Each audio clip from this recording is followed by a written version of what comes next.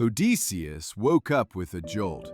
His heart thudded in the chest, skin slick with sweat. For a moment, he couldn't tell if he was still dreaming. He'd seen his wife and his grown-up son, both in terrible danger. Beside him lay the dazzling Calypso, her hair spread across the pillow like shiny bronze seaweed. This was no ordinary woman. This was a goddess, daughter of mighty Atlas, who carried the heavens on his shoulders. "What's wrong, my love?" she murmured, her voice soft and sleepy. I don't know," said Odysseus. "Just a dream. A strange one. My little boy was a man, looked just like me, only without the beard. And there were men waiting to kill him, somewhere on his journey home from Pylos. And..." He stopped, staring at the goddess lying beside him. "And one of the maidens was plotting to poison my wife." Calypso sat up, her eyes flashing with hurt. "Still her?" she said sharply. "After all these years, you dream of her while you lie beside me. Do you not see, foolish man, that she's probably married again, with children of her own by now?" She rose from the bed, wrapped herself in a thin robe, and swept out toward the beach. Odysseus stayed in the bed, confused and frustrated. He was far away from Ithaca, trapped on this island year after year. A hero pacing like a fox in a cage, dreaming of a home he might never see again. The beautiful goddess Calypso, the loneliest goddess of them all, had laid claim to him. Lovely, powerful, and utterly unwilling to let her prize go. She desired him, kept him close, and refused to let him sail away. Every night he had to do as she pleased. She had been exiled by Zeus to the island of Ogygia for helping her father Atlas in the war between the gods and the Titans. When Odysseus had landed on her island, she immediately fell in love with the handsome and charming man. Poseidon had smashed Odysseus's proud fleet into ruin, drowned every last one of his companions, and left the strong-willed hero stranded on Calypso's island. That was Poseidon's revenge, because Odysseus had dared to blind Poseidon's giant son, the Cyclops Polyphemus. Since then, Odysseus had been trapped, unable to free himself from the will of the goddess who kept him. But after many years, Athena, his ever-loyal goddess, his invisible shield, had reached the ears of the Council of Gods on Mount Olympus, and a decision had been made. Enough was enough. Calypso had to let Odysseus go. And so Hermes, the Quicksilver messenger, was on his way to the island from Mount Olympus with orders clear and sharp to Calypso. Skimming over the wine-dark waves like a seabird, finally he arrived to that remote and secret isle. There he found Calypso, staring out at sea with tears in her eyes. The goddess was sitting gracefully at the shore, wearing only a thin robe. Next to the shore, he noticed the small enchanted wood. It was in truth a paradise, an island retreat worthy of the loveliest of nymphs. Odysseus wants to leave this, Hermes thought for himself in surprise. Calypso, radiant and welcoming, greeted her visitor with all the warmth her island could provide. She wiped the tears from her eyes. "Welcome to my humble island," she greeted him with a courteous smile. Hermes began speaking. "I have a message," she hushed him. "Come, nephew, first have some nectar." She invited him to sit, and before him she set nectar drink and the divine meal of ambrosia, also known as food of the gods. Only when Hermes had refreshed himself did he deliver his errand, as formally as he could. "I bear the command of Zeus," he said gravely. "For this purpose I have flown many miles. Word reaches Olympus that you shelter here a man of infinite sorrows, Odysseus, survivor of Troy's long war. Him you must now release. It is not his fate to end his days on this isle. The hour has struck for him to return to his home and native land. Such is the decree of Zeus, and such must be obeyed." The message pierced Calypso's heart. She had come to love Odysseus and had dreamt of binding him to her forever, even offering him the gift of immortality. With a cry of sorrow, she wrung her hands. "Now I see it plainly," she said, voice shaky. "This is not just Zeus punishing me. All the gods are just cruelly jealous, never willing that a divine being take a mortal as beloved. Was the hunter Orion not struck down by the goddess Artemis when Dawn herself chose him for her companion? Did not Zeus blast Lycaon with his thunderbolt because the goddess Demeter cared for him? And is Odysseus not mine? Did I not rescue him when the waves cast him ashore, broken and bare? Did I not feed him, clothe him? Did I not—" Her voice broke as she stopped to wipe tears from her eyes. She rose her head defiantly and looked Hermes straight in the eyes as she replied to him sternly, but with a stoic smile to her face. "Yet what god or titan can defy the will of Zeus himself? So be it. He shall depart, though my heart breaks to lose him." She took a sip of wine. "I will aid his journey and guide him safely towards his home." Hermes, satisfied that his task was done, rose up and left Calypso. Calypso arose and walked towards the shore, where she knew she would find Odysseus. As usual, Odysseus was wandering down at the other side of the shore, where he could stare endlessly at the horizon. Little did he know that miles away, Penelope was also looking out at the sea, hoping for a glimpse of her long-lost husband. But there he would sit, worn and heartsore, watching the sea as if by will alone he could reach Ithaca. The thought of never seeing his wife again ached his heart. The island of Calypso was beautiful beyond measure, but to him it had become a prison, gilded with flowers.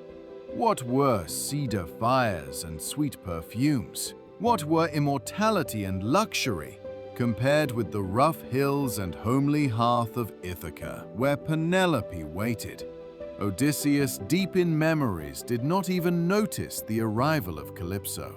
Calypso seated herself at his side. She removed a strand of hair from his face and, with a tender smile, said, "Odysseus, wipe away those tears. Your mourning is over. I have news from Olympus. Zeus himself has spoken. It is his will that you and I should be joined in matrimony, husband and wife. No more longing for Ithaca, no more grief. A god's command cannot be undone. So rejoice. We are to rule together, and your days of sorrow are ended. Me and you are to get married by the will of the gods." But Odysseus just kept looking down at the sand. After a long silence, he replied, "Calypso, fairest of nymphs, your beauty and your kindness are beyond praise, and I owe you my very life. Yet my heart belongs to another. Penelope is my wife, and no decree, whether of man or god, can unbind the love that ties me to her. My longing is not for splendor, but for her faithful eyes and the soil of my home.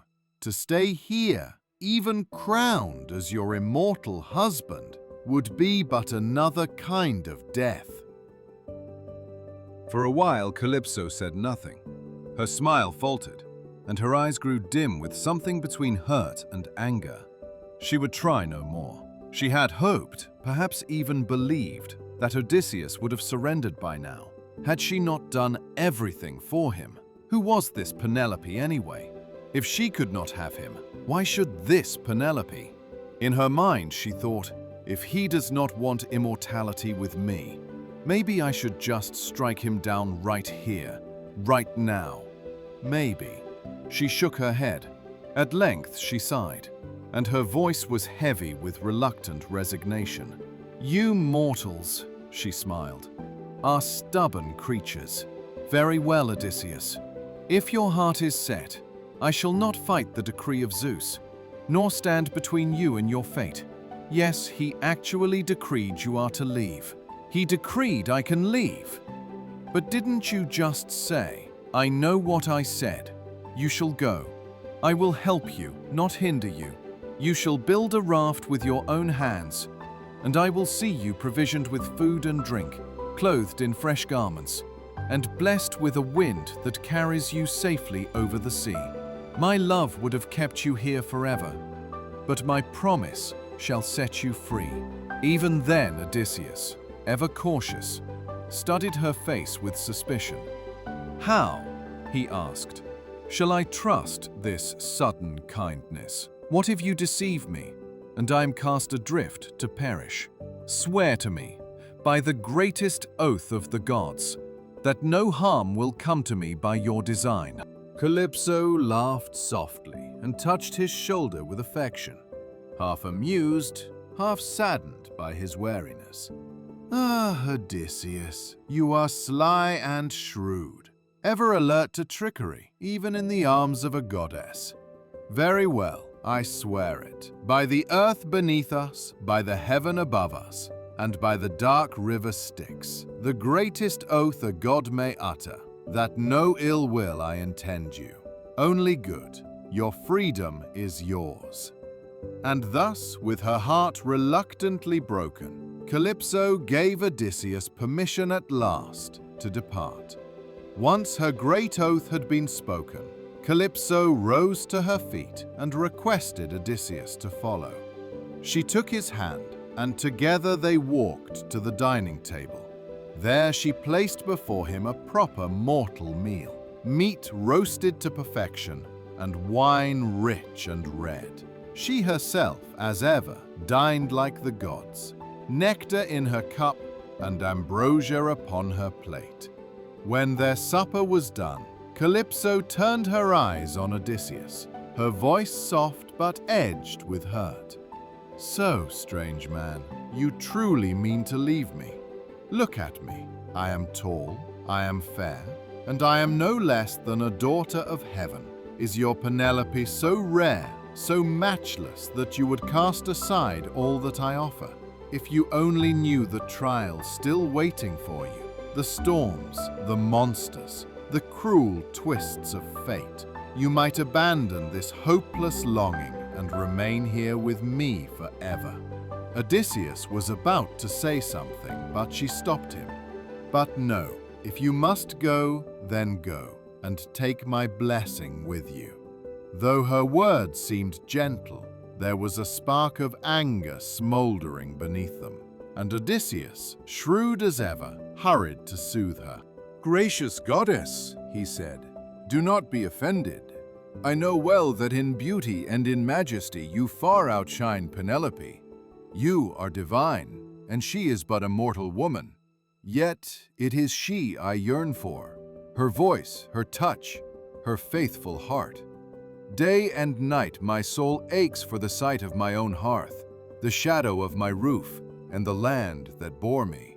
If it is fated that I should suffer more, storms on the purple sea, the wrath of gods, fresh wounds upon an already weary heart, then so be it. I have endured much already, and I shall endure again. For though I love and honor you, beautiful and wonderful goddess Calypso, my heart belongs to home." Calypso laughed. "Oh, Odysseus, you nectar-tongued bastard! Very well, so be it. But sleep with me tonight, for the very last time. Would you like to do so?" Odysseus nodded as he smiled. "Aye, I would very much like to do so." At the first pale shimmer of dawn, when the eastern waves were tipped with the golden fingertips of the sun, Calypso awoke Odysseus. Into his hands she placed a weighty, double-edged axe, its handle strong and smooth, carved from olive wood. Odysseus swung the axe with all his might.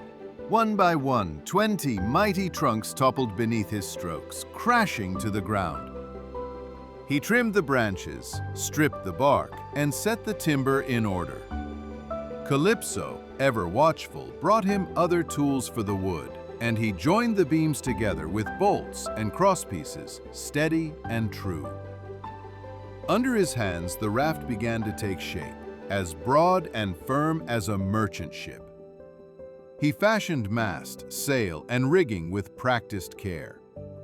For 4 long days he would rest his eyes only for a single hour before the sun rose, as he didn't want to lose a moment.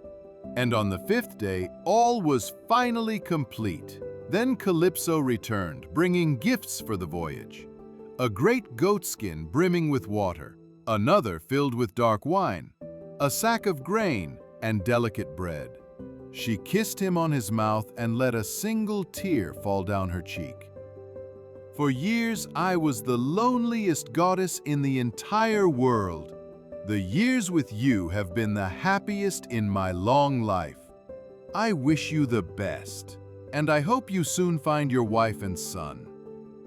He kissed her hand and promised her that she will always have a special place in his heart. Odysseus rolled his ship down to the sea, heaved it into the surf, and set the sail to catch the waiting breeze. With joy in his heart, he gripped the rudder, turned his eyes to the open horizon, and raised a final hand in farewell to Calypso, who was waving him goodbye. A fair wind filled the sail, carrying him swiftly away. Soon, the island of Calypso, his paradise and his prison, his home for 7 long years, dwindled into the distance, no more than a fading shadow on the sea. All through the night, Odysseus sat without sleep, his eyes fixed on the sky. He watched the wheeling constellations. Calypso had told him to keep that Bear Star constellation on his left hand, and so he did, guiding his fragile craft across the endless waters.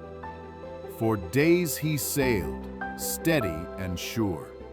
Finally, far on the horizon, he spied a line of hills rising like the curve of a giant's shield, the long-awaited promise of land. But Poseidon, his relentless foe, had been away on a distant journey in Ethiopia, and so had missed the council of the gods when Zeus declared Odysseus must be freed. Now, returning, the Lord of the Sea caught sight of the wanderer and his raft. His eyes narrowed, his jaw tightened. "Ah, there you are," he growled, shaking his mighty head. "While I was away, the others conspired to cheat me, to spare this mortal who blinded my son. So close you are to safety, poor little thing, but not quite yet. You shall taste my power once more before you touch that shore." With that, Poseidon lifted his trident and churned the waters. Clouds rushed in at his summons, blanketing the sky in darkness. Then the storm broke. Howling winds shrieked from every corner of the heavens, and the sea rose in towering, white-crested waves. Terror seized Odysseus as he clung to his small raft, staring at the furious breakers crashing around him. "Damn you, Poseidon!" he cried aloud. "When will my sufferings end? Have you not punished me enough?" As if he answered his cry, a huge wave nearly capsized his small raft. Odysseus muttered to himself, "Did not Calypso warn me that the sea would be my grave? Better, far better, if I had died with my comrades at Troy on that day of battle when we fought over the body of glorious Achilles. Then my death would have been noble, my memory honored.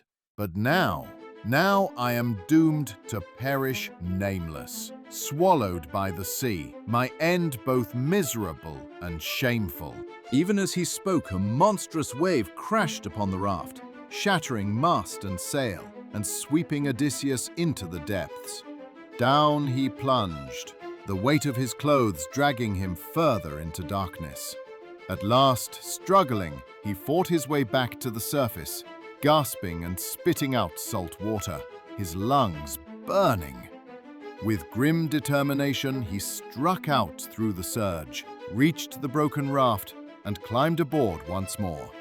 There he clung, half drowned, utterly exhausted, while the wrecked raft, stripped of mast and rudder, was tossed helplessly across the raging sea, hurling it this way and that. But help was at hand. Watching from the deep was a sea nymph named Ino, once a mortal princess, daughter of Cadmus, but now raised to immortality. She saw Odysseus struggling, and her heart was moved to pity. Rising up beside him on the raging sea, she called out, "Poor man, why does Poseidon rage so fiercely against you, battering you with storm upon storm? Yet be comforted, his fury will not destroy you. Do exactly as I tell you, and you shall reach land alive. Take this veil. When you have stripped off your heavy clothes, tie it across your waist. Leave the shattered raft to the waves, and swim bravely for shore. When at last you stand safe on dry land, cast the veil back into the sea without a glance, and it will find its way to me again." With that, the goddess vanished into the depths, leaving Odysseus clutching the veil in his hand. But Odysseus was never one to trust too quickly. Seasoned by years of trickery and trial, he muttered to himself, "It may be a trick. Best to cling to the raft while any planks hold together and keep her gift in reserve for when I have no other choice." Just as he completed that thought, another monstrous wave rose up, greater than all before. With a roar like thunder, it crashed down upon the raft, smashing it into bits. Hurled into the surf, Odysseus seized one heavy beam and sat on it like a rider on a horse. As he came to terms with his destiny, he seemed to discover a piece of land far in the horizon. Yet his trust did not even extend to his own eyes, and he doubted what he saw. Another wave hit him, and he almost fell off the log.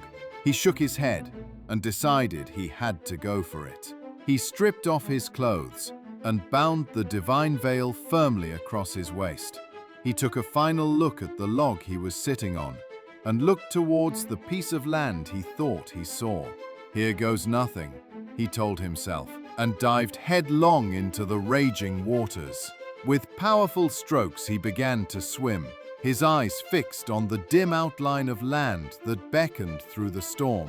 From the corner of his eye, he could sense the sea nymph Ino was keeping an eye on him, and felt some comfort in that. With stinging eyes, he sensed land ahead, a grim wall of cliffs scowling down at him. Waves thundered at their base like drums of doom. Odysseus stopped swimming and floated, peering anxiously for a gap, a crack, anything that looked like safety. But while he hesitated, the sea decided to make the choice for him. A monstrous wave surged forward, foaming and furious, about to smash him into the cliffs. He spotted a jagged rock rising above the waves and flung himself at it, clinging with torn hands and scraped knees as the wave crashed past. He had survived, barely, but Poseidon wasn't finished with him yet. The backwash seized him and hurled him out again into the boiling foam. His fingers, ripped and bleeding, lost their grip. Still, the man who had tripped Troy wasn't about to be beaten by waves, even if the god Poseidon was behind them. With desperate strokes, he fought back to calmer water. He swam along the shore until he spotted a quiet river mouth, its waters sliding gently into the sea. With the last of his strength, he crawled onto a smooth, sandy beach. There he lay, motionless, more corpse than man. His skin was raw, his flesh swollen, and when his breath returned, it came with choking gulps of seawater he spat up in misery. Weak as a newborn, he staggered to the sea, untied the magic veil the goddess Ino had lent him, and dropped it into the current as she had asked. His life was hers to thank. But what now? He had escaped the sea, yes, yet he was naked, starving, shivering, and utterly alone in a land where no friendly fire burned and no house was in sight. Stay by the river, and he would freeze by morning dew. Hide in the forest, and he might meet something with teeth. Neither choice was promising. At last, shivering but stubborn, Odysseus chose the woods. Among the trees he discovered 2 thick olive bushes. their branches knotted together, forming a snug little shelter against sun, rain, and wind. "In good time," he muttered, crawling beneath their cover. He scraped together a bed of fallen leaves, heaped them high, and buried himself like a child under blankets. There he lay, and slipped into a deep, dreamless slumber. He woke up, as he half asleep felt he heard voices of young women from inside the forest.